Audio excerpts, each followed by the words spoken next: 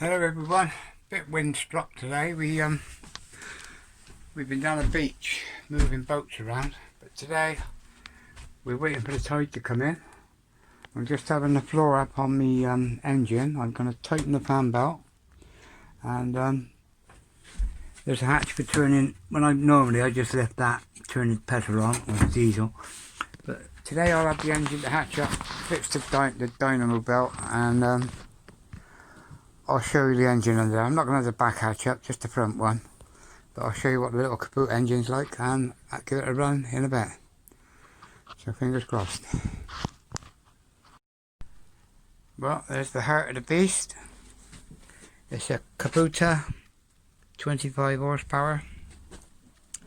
I don't think you can see the gearbox very good, but it's got a marine gearbox. And the only marinisation on it is water's been put through from its normal cooling system out into the exhaust, and then there's an exhaust dummy thing to stop the water coming back in on the back. A Jabco pump's been added as a secondary off the flywheel, and that pumps the water through the engine's normal cooling system, and it works perfect. It's the only marinisation. I don't get no water in this boat at all. Everything's bone dry. I haven't had this door up now for 2 months. So there you go. It's a bilge pump fitted but not needed. Kabuta 25. The Kabuta puts out 24 horsepower. 24 horsepower, exactly 3,000 revs, which makes it perfect candidate for the 2.51, I think it is, gearbox to the big back prop.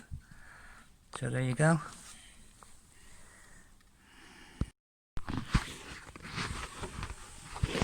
There's the dynamo, but I don't know if you can see this big sweeping bar there. Another one comes across, another one comes.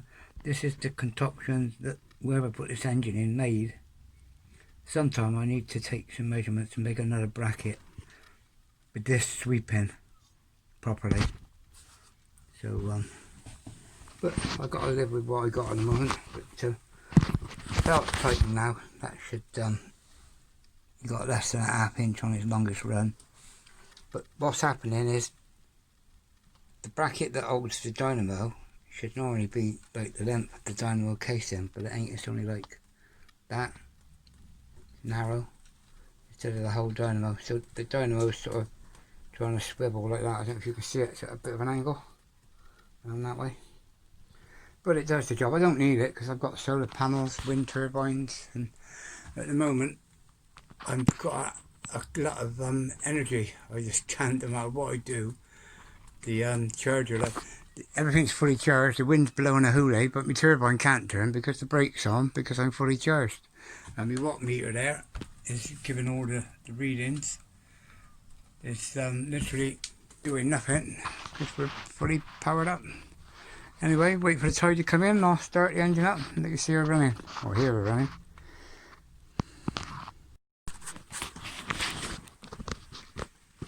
You've all seen inside the boat before. The blinds I put up instead of curtains. I took the front blind down in a moment, the other one's up, but I'll just let some light in.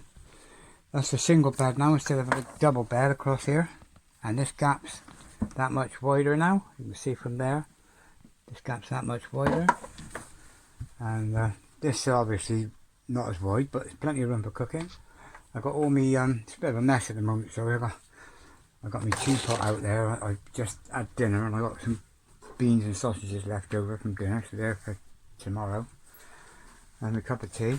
And you've seen the fires, both the fires. I haven't used either of them for about 5-6 weeks now. The weather's been so warm. But anyway, we're back up on the top now and we're waiting for the tide. On the back here now, the floor lifts up to get the engine, obviously. This is where the battery goes. I've just had the drill on the go, so knock that back in now.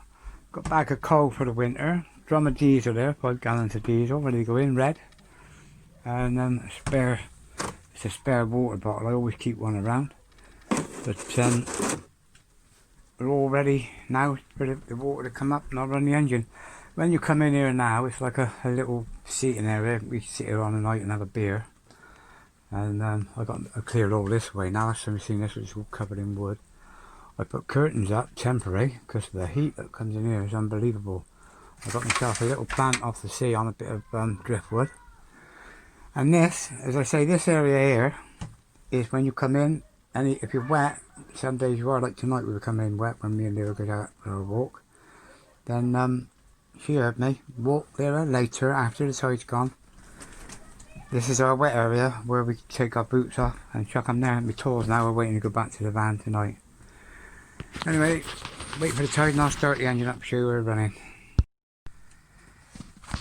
Not much longer to wait. There's led there. She loves it when I start the engine. I got my cup of tea. Clean cup for change, folks. And just sat here all windswept. Like I said, we have been down the beach earlier and I haven't had time to comb the area. But the tide's now coming. You can hear the kids over on the jetty. Leo can hear them. But if I let her out to play with them tonight, she'll be soaking wet. And by the time I get her back on board, it'll be 9:30, 10 o'clock, and she'll be soaked. Anyway, I'll start the engine in a minute. Okay folks, here we go. It's the routine for starting this. This engine's not been started now for 2 months. So we've got the switch here for the batteries. This is the boat batteries. But when we're running, we switch it to both. So I've got 3 batteries now powering that engine. Now we turn the key and hold it, and that is the heater motors underneath. So you count to about 10, and the fuel's already on. So we say 10, and give it a turn, and up she goes. There you go. That's after 2 months of not running. Some bloody crap come out of there. That's the rust out the exhaust, because part of the exhaust is metal. That shows you how long it is since I've started her. Vera loves engine. I can't put her in gear. You can put her in gear when you're on a mooring, because your ropes are strong enough to hold it. But I've got carpet around the boat, all around, to kill the grass, and you've got a nice surface to walk on. So if I start the prop up, it'll just blow my carpet away. But there you are, she's running clean now. Notice, from starting from scratch, no smoke at all. It's a fantastic engine, a Kabuta, 25 horsepower. Now, the dynamo. She looks like she's charging. I'll give her a rev in a minute and I'll see if I can get the light out. But I'll let her warm up before I do that. There you go, she's had, it wasn't the dynamo belt because the dynamo's still not going out, but as it is I don't need the dynamo anyway. I got so much power on here. But now all that means is to cut her out. So what I always do, they don't like being on tick, they're quite a high tick over on this, but I give it a big rev and then I pull a choke and cut her out. So let's get that over and done with. Maximum revs is about just over 3,000. Shut her down, pull the stopper, and she's dead. She's not dead, she's alive, she's lovely, lovely. Battery's up on 13.5, and the other one here, battery's on 6.8, but that's where I've just been using power where the job is. So now we're, as I say, my turbine's turning on the roof now. Makes a change because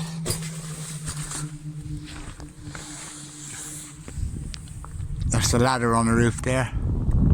So I've got wind turbine tonight. Because I just put the car batteries, I swapped over to the 2 batteries that aren't normally on. The boat battery's on this side. This side is the boat battery, that side is the engines now batteries, and the turbine's actually charging them now. Anyway, so end of the lesson. Thanks for watching guys, I hope you enjoyed the video. I hope I didn't waffle on too much. Kids are out having a wait of the time. My dog would normally be out there with them, but it'd be too late, she'd be wet and out with the dryer tonight to get to bed. But when the tide goes out, we will go for a late walk 10:30, walk is nearer.